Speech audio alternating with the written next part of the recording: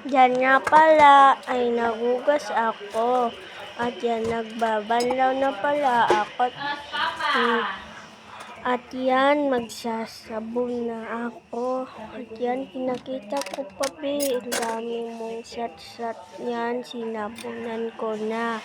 At pagkatapos yan, yung mga baso. Huwag niyong pansinin kasi maingay dito. Yan, sinabunan ko pa. Yan. Tapos na nga pala ako niyan, be. Sabi, wala siyang gripo. Wala pa kasi kaming tabay. Yan na pala, be.